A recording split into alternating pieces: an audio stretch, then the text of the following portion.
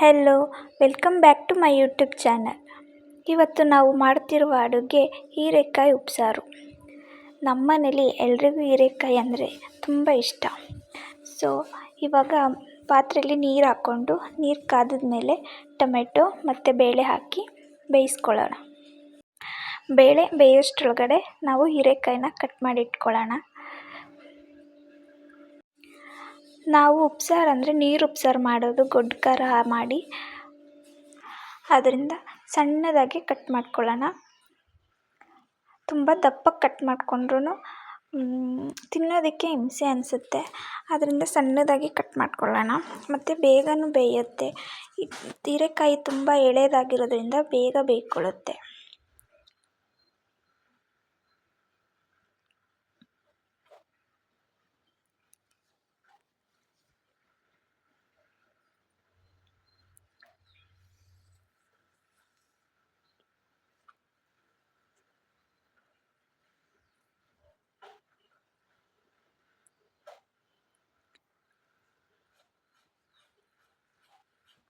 ಈಗ ಬೇಳೆ ಬೆಂದಿದೆಯಾ ಅಂತ ನೋಡೋಣ. ಆಲ್ಮೋಸ್ಟ್ ಅರ್ಧ ಬೆಂದಿದ್ರೆ ಸಾಕು. ಹೀರೆಕಾಯಿ ಹಾಕಿದ ಮೇಲೆ ಬೇಳೆನೂ ಫುಲ್ಲು ಚೆನ್ನಾಗಿ ಬೇಯ್ಕೊಳ್ಳುತ್ತೆ. ಈಗ ಬೆಂದಿರೋ ಬೇಳೆಗೆ ಕಟ್ ಮಾಡ್ಕೊಂಡಿರೋ ಹೀರೆಕಾಯಿನ ಹಾಕ್ಕೊಳ್ಳೋಣ.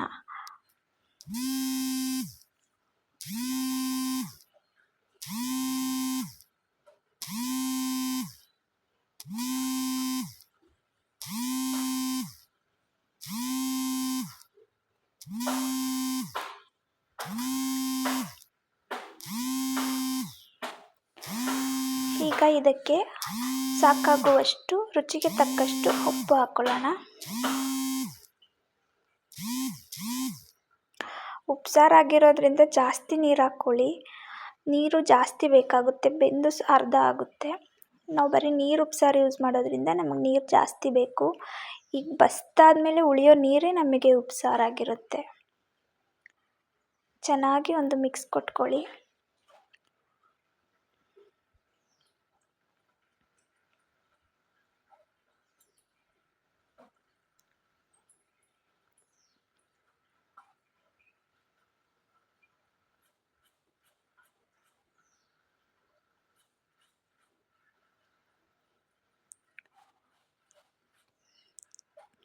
ಹೀರೆಕಾಯಿ ಬೇಯೋಷ್ಟರೊಳಗಡೆ ಅನ್ನ ಮಾಡ್ಕೊಳ್ಳೋಣ ಅಂತ ಅನ್ನಕ್ಕೆ ಇಡ್ತಾ ಇದ್ದೀನಿ.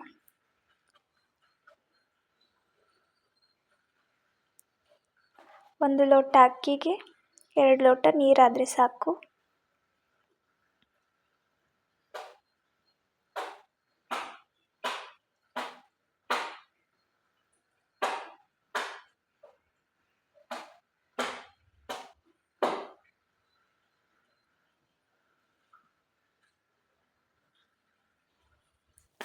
ಹೀರೆಕಾಯಿ ಬೇಯೋಷ್ಟರೊಳಗಡೆ ನಾವು ಒಗ್ಗರಣೆಗೆ ಬೇಕಾಗಿರುವಂತಹ ಈರುಳ್ಳಿ, ಮೆಣಸಿನ್ಕಾಯಿ, ಕರ್ಬೇವಿನ ಸೊಪ್ಪು ಎಲ್ಲನೂ ಕಟ್ ಮಾಡಿ ಇಟ್ಕೊಂಡಿರೋಣ. ಈಗ ಹೀರೆಕಾಯಿ ಬೆಂದಿದೆಯಾ ಅಂತ ನೋಡೋಣ. ಆಲ್ಮೋಸ್ಟ್ ಚೆನ್ನಾಗಿ ಬೆಂದಿದೆ. ಈಗ ಇದರೊಳಗಿರೋ ನೀರೆಲ್ಲ ಸಪ್ರೇಟ್ ಮಾಡಬೇಕು. ಹೀರೆಕಾಯಿನೆಲ್ಲ ಸಪ್ರೇಟ್ ಮಾಡ್ಕೋಬೇಕು. ಒಗ್ಗರಣೆ ಹಾಕೋದಕ್ಕೆ ತರಕಾರಿನೆಲ್ಲ ಸಪ್ರೇಟ್ ಮಾಡ್ಕೋಬೇಕು. ಈಗ ಒಗ್ಗರಣೆ ಹಾಕೋದಕ್ಕೆ ಬಾಣಲಿ ಇಟ್ಟಿದ್ದೀನಿ.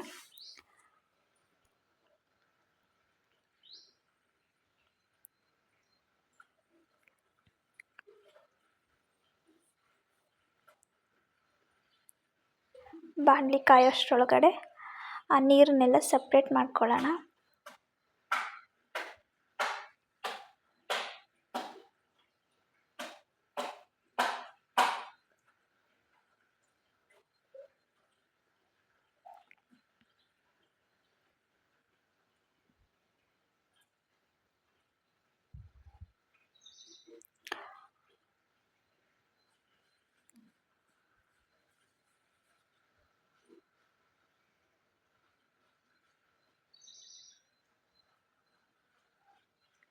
ಈಗ ಕಾದಿರೋ ಬಾಣಲಿಗೆ ಸ್ವಲ್ಪ ಎಣ್ಣೆ,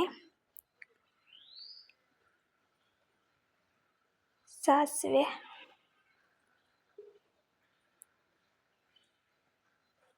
ಮೆಣಸಿನ್ಕಾಯಿ,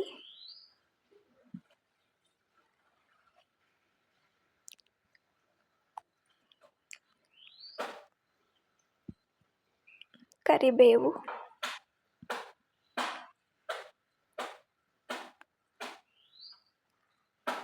ಮತ್ತು ಈರುಳ್ಳಿ ಹಾಕಿ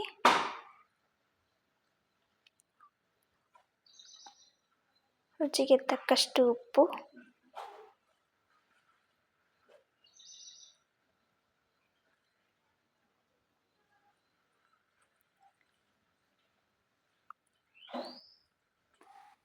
ಮಿಕ್ಸ್ ಮಾಡೋಣ. ಸ್ವಲ್ಪ ಈರುಳ್ಳಿ ಬ್ರೌನ್ ಕಲರ್ ಬರೋಂಗೆ ರೋಸ್ಟ್ ಮಾಡ್ಕೊಳ್ಳೋಣ.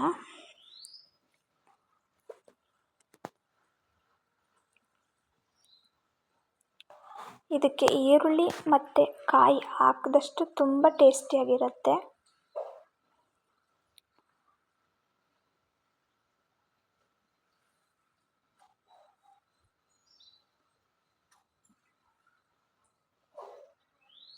ಕಾಯಿ ಎಷ್ಟು ಬೇಕಾದರೂ ಹಾಕಿ ಟೇಸ್ಟಾಗಿರುತ್ತೆ.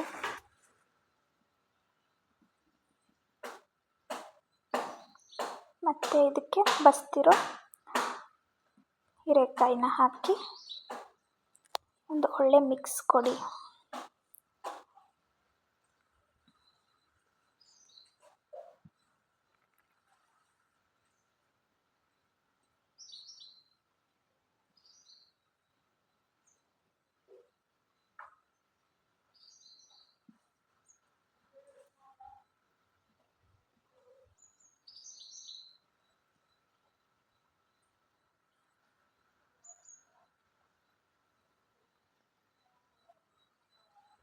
ಈಗ ಪಲ್ಯ ರೆಡಿಯಾಗಿದೆ.